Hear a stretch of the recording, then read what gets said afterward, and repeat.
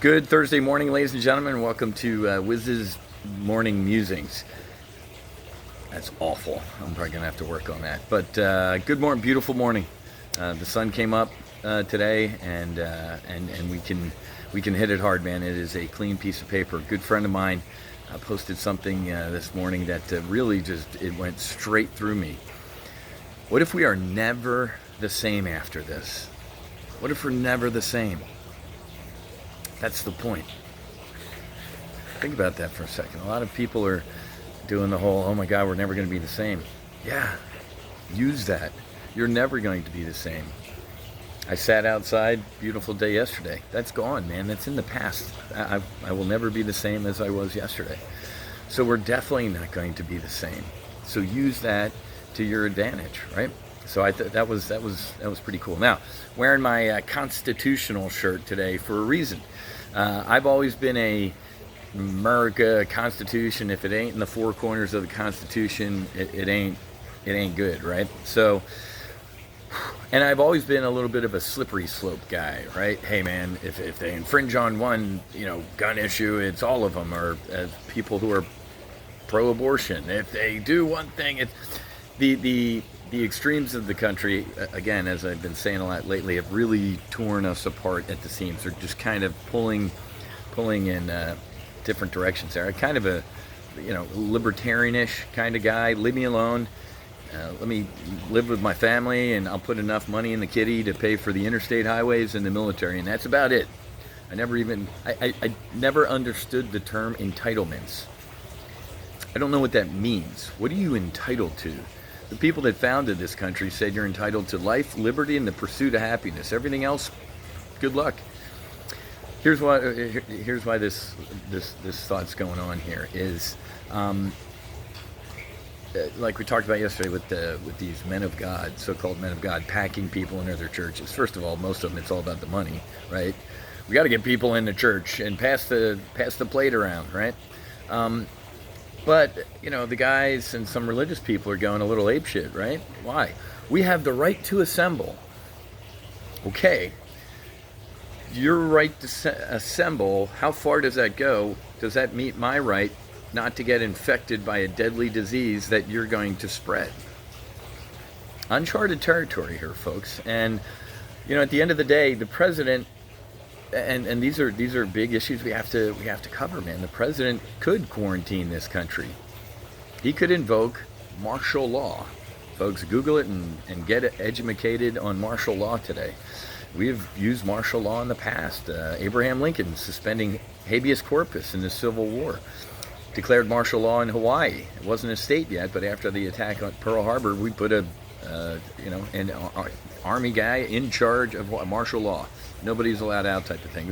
They figured Hawaii was full of Japanese spies.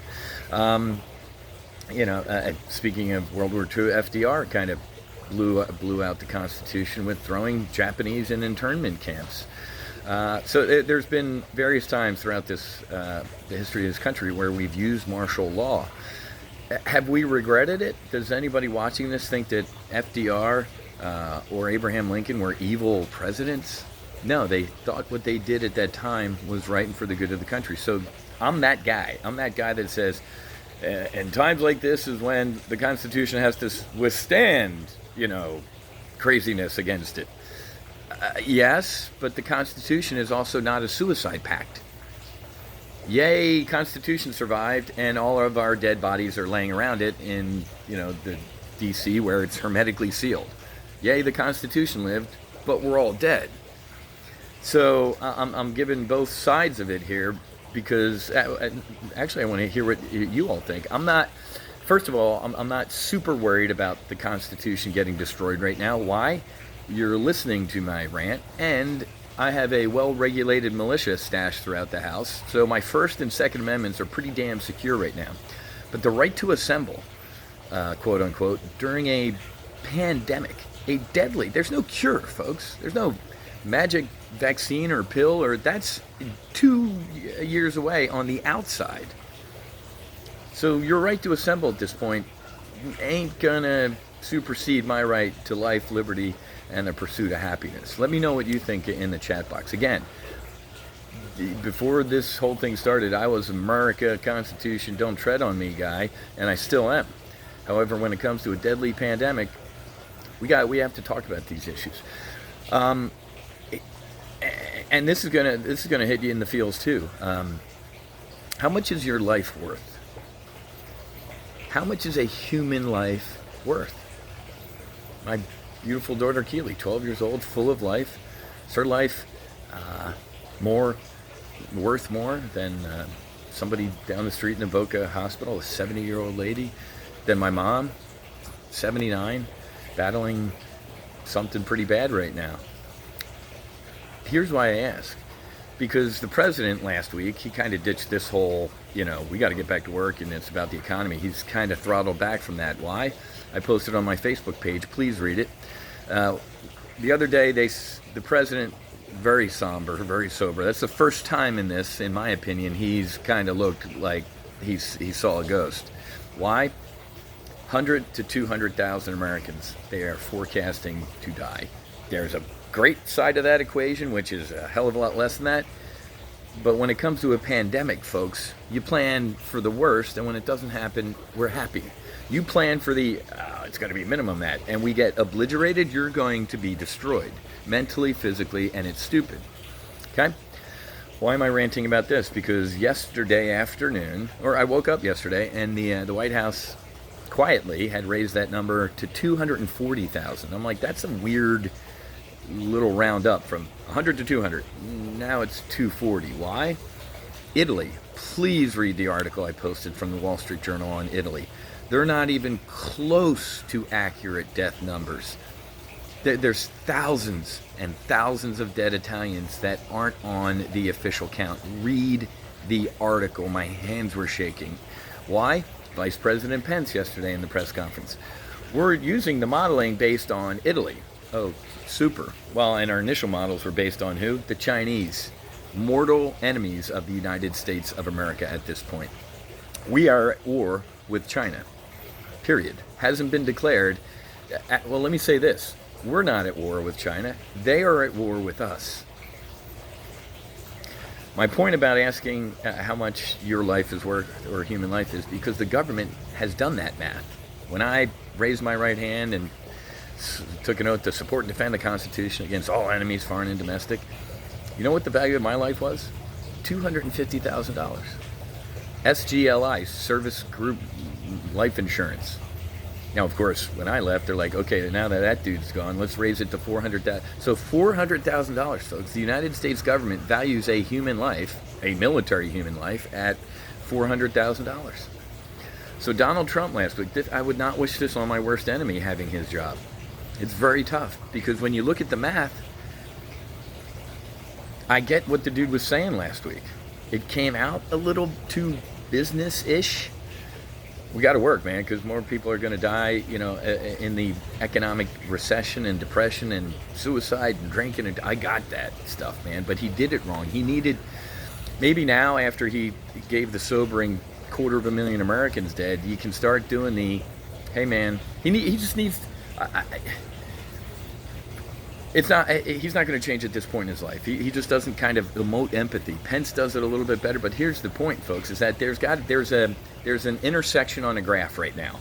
That's math that says, based on how we value human life and what we think the economic impact is, and it breaks my heart to say this, that there is an acceptable amount of deaths at this point. Now, of course, some liberal piece of shit reporter tried to walk the president into an ambush like, how many is an acceptable amount of people dying to you? And of course, he gave the immediate visceral reaction, which I probably would have done. 0. None. That'll win you actually 0 praise from the liberal Democrats, because they wanted him to walk into the business answer. That's why I can't stand this gotcha politics. That's why I can't stand the press conferences. I agree with Ari Fleischer, George Bush's press secretary. He's like, these things are awful. The president needs to say, hello, America, God bless you, get off the stage. These go until they're out of questions. And every day he's like, wow, you guys never run out of questions. Of course they're not. They're walking you into these mini ambushes. My point being, folks, is as a nation, we are going to have a sobering talk about the value of a human life. If we stay shut down, if we stay closed, if I weep. So, value of human life, folks. I'm crediting for the president. I'm crediting the president for bringing that kind of up last week. Wasn't the best time and wasn't the best approach. I think as Americans start to realize the staggering number, I don't even want to give you my, let's just say, some potential spooks through the trees that I've heard. Whisper numbers from somewhere up north in a massively five-sided building. China, million in China, dead. So any modeling that you're hearing today, folks, is based on lies out of China and based on Italy just being not even being able to get to towns where old people in this one nursing home, like 24 of them dead. They didn't, no autopsies, no nothing, natural causes. There's thousands more dead in Italy. So China is at war with us. We're still at war with them. I'm still waiting for the president to take some leadership and go, hey, Xi, that $1.3 trillion in debt that you own is zero, and here's an invoice for another trillion. Why are we paying for this by ourselves? Russia sending us a jet full of masks and supplies. Russia, oil, Saudi Arabia, oil. I thought the president didn't really criticize MBS, the dude that had that guy cut into pieces in Turkey and boiled in acid. Remember that little thing? And everybody excoriating the president for, why aren't you criticizing MBS? He's like, well, you got to hang out in bed with some strange bedfellows for strategic reasons. For strategic reasons, dude, Saudi Arabia is sticking it to you right now. Oil, $10 a barrel type of thing. It's up this morning. That's why the futures are up. But Saudi Arabia and Russia are sticking it to us right now, and so is China.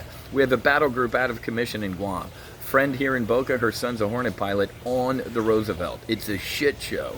We are on our heels militarily and economically, and these guys dancing on our graves. Let me end with this because I've been doing the namaste, go inside type of stuff recently. This is a book you have got to read. For all of you who are taking my advice and learning how to trade options and use this downtime to take control of your financial future. Again, nobody cares more about your money than you. Period. Oh, my brother-in-law manager. Well, no, my college roommate. No.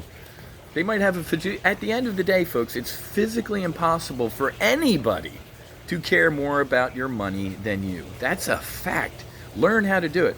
But before you do any of that, order this. It's called When Genius Failed.